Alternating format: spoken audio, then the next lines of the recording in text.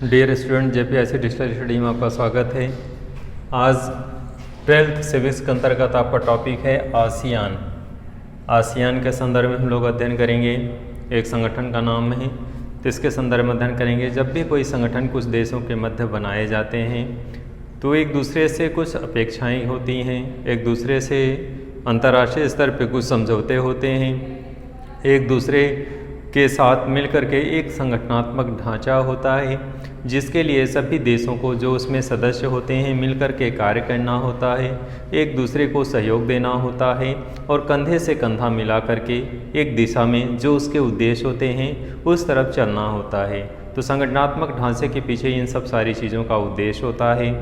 जब भी कोई राष्ट्र कई राष्ट्रों के समूह को एक संगठन के रूप में जब निर्मित करते हैं कि हम इस दिशा में इस क्षेत्र में कार्य करेंगे मिलकर के एक दूसरे के सहयोग के साथ, तो इस तरह से एक संगठन का निर्माण होता है। तो इसी क्रम में आसियान भी एक संगठनात्मक ढांचा था जो एक स्वरूप दिया गया था कि हम अपने क्षेत्र में किस रूप में कार्य करेंगे, एक दूसरे को संगठनात्मक ढांचे के रूप में मजबूती प्रदान करते हुए एक राष्ट्र दूसरे राष्ट्र को मजबूती प्रदान करेगा, एक राष्ट्र दूसरे राष्ट्र को सहयोग देगा। इस तरह से जो है इस संगठन के माध्यम से वैश्विक लेवल पे हम अपनी समस्याओं को दूर करने का प्रयास करेंगे। तो इसी क्रम में आसियान जो था कुछ मूलभूत उद्देश्यों को लेकर के बनाया गया था। कुछ मूलभूत उद्देश्यों की पूर्ति करने के लिए एक संगठन का निर्माण किया गया था और इसी संगठनात्मक ढांचे के तहत वह बहुत सारे कार्यों को संपादित किया। तो इसी क्रम में इस संगठनात्मक ढांचे के संदर्भ में हम लोग अध्ययन करेंगे कि आसियान क्या था और किस क्रम में इसने अपने स्वरूप को कैसे क्रियान्वित किया, कैसे अपने आप को आगे बढ़ाया। तो आइए विषय वस्तु को आगे बढ़ाते हैं। आसियान जैसा कि नाम से क्लियर है, आसियान किसी शॉर्ट नेम होगा। यह उद्देश्य और भूमिका के संदर्भ में अध्ययन करेंगे। तो आसियान दक्षिण पूर्वी एशियाई राष्ट्रों का क्या था, एक संगठन था। तो यहाँ पे लन रखेंगे कि आसियान क्या है, दक्षिण पूर्वी एशियाई राष्ट्रों का संगठन। दक्षिण पूर्वी एशियाई राष्ट्रों का क्या था, संगठन था।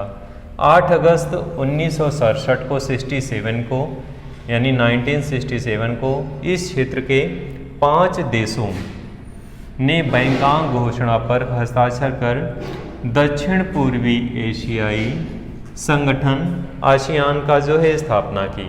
तो यहाँ पे जो है 5 देशों ने क्या किया, बैंकॉक घोषणा पत्र पर हस्ताक्षर किए और दक्षिण पूर्वी एशियाई संगठन की स्थापना की। अब इसमें इसका नाम क्या, शॉर्ट नेम आसियान क्यों पड़ा, तो association of south east Asian nation.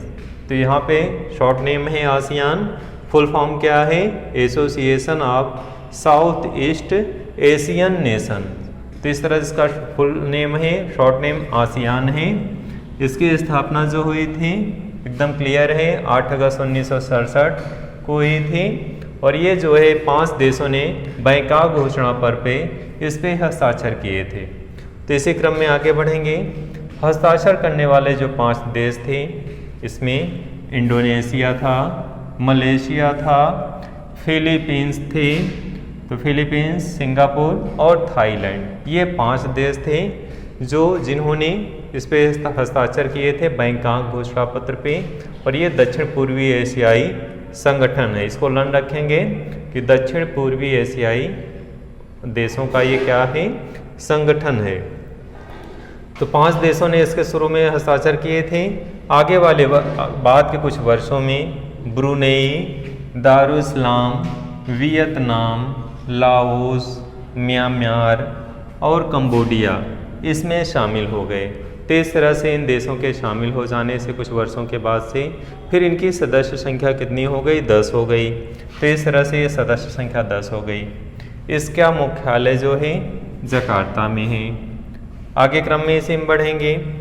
ASEAN के क्या उद्देश्य थे, कोई भी संगठन, जैसा कि इस प्रारंभ में हमने बताया, कोई भी संगठन जब बनता है तो उस संगठन के पीछे कुछ निश्चित उद्देश्य होते हैं, कुछ निश्चित लक्ष्य निर्धारित किए जाते हैं।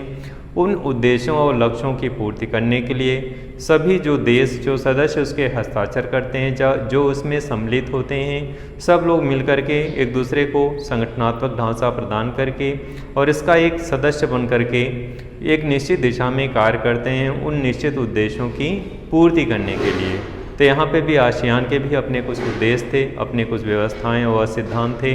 इन्हीं सिद्धांतों व उद्देश्यों की पूर्ति करने के लिए संगठन का निर्माण किया गया था और इसी संगठनात्मक ढांचे को प्रदान करने के फलस्वरूप इन सभी सदस्य देशों ने इस दिशा में कार्य करना शुरू किया। तो आसियान के भी अपने उद्देश्य थे, जैसे कोई भी संगठनात्मक ढांचा होता है उसका अपना कोई उद्देश्य होता है और उन उद्देश्यों की पूर्ति करने के लिए किस तरह से एक दूसरे के साथ कंधा से कंधा मिला करके कोई भी संगठन कार्य करता है।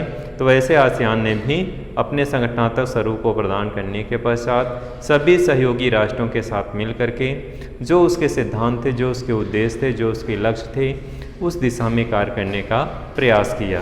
तो यहाँ पे आसियान के अपने उद्देश्य थे, जैसे इसका मुख्य उद्देश्य जो था आर्थिक विकास की गति को तीव्र करना। आर्थिक विकास की गति को क्या करना था? तीव्र करना था। इसके माध्यम से सामाजिक सांस्कृतिक विकास को प्राप्त करना था। तो आसियान का जो उद्देश्य था आर्थिक विकास की गति को तीव्र करना, इसके माध्यम से सामाजिक सांस्कृतिक विकास को प्राप्त करना था। दक्षिण पूर्वी एशिया में आर्थिक विकास व परस्पर सहयोग को बढ़ावा देना था। तो दक्षिण पूर्वी एशिया में आर्थिक विकास को गति को तीव्र करना और एक दूसरे को परस्पर सहयोग प्रदान करना था। इसी क्रम में है आगे है दक्षिण पूर्वी एशिया के जो राज्यों में शासन को कानूनी स्थापना व संयुक्त राष्ट्र संघ के नियम आधारित क्षेत्रीय शांति व स्थायित्व को बढ़ावा देना था। जैसा कि आप जानते हैं संयुक्त राष्ट्र संघ एक अंतर्राष्ट्रीय संगठन है जिसकी स्थापना 24 अक्टूबर 1945 को की गई थी। इसके अपने एक निश्चित उद्देश्य थे कि वैश्विक लेवल पे किसी भी तरीके से शांति व्यवस्था बनाए रखना, एक दूसरे देशों के मध्य जो विवाद हैं अंतर्राष्ट्रीय उनको शांतिमय तरीके से निपटारा करना, अंतर्राष्ट्रीय युद्धों को रोकना, अंतर्राष्ट्रीय शांति व्यवस्था बनाए रखना, एक देश दूसरे देश के साथ सहयोग करे, इस तरह का सद्भाव का वातावरण निर्मित करना, ये सारे उसके अपने उद्देश्य थे। तो यहाँ पे भी वही चीज़ लागू की गई थी कि संयुक्त राष्ट्र संघ के नियम आधारित जो क्षेत्रीय शांति व स्थायित्व को बढ़ावा देना था।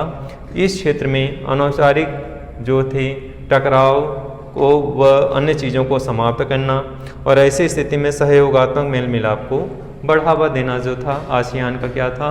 मुख्य उद्देश्य था। तो आसियान भी अपने उद्देश्यों की पूर्ति करने के लिए एक संगठनात्मक ढांचा बनाया और इस संगठनात्मक ढांचे के माध्यम से उसने अपने लक्ष्यों, अपने उद्देश्यों व अपने सिद्धांतों को क्रियान्वित करने का प्रयास किया और इस रूप में आसियान जो है एक नई दिशा की ओर आगे बढ़ा। तो डियर स्टूडेंट, आज से आपने इस वीडियो में आसियान के संदर्भ में आपने अध्ययन किया, इसकी स्थापना कब हुई, इसका स्वरूप क्या था, इसके सदस्य कैसे बने और किस तरह से इसके क्या उद्देश्य हुए थे, इसका संदर्भ में आपने इस वीडियो में अध्ययन किया।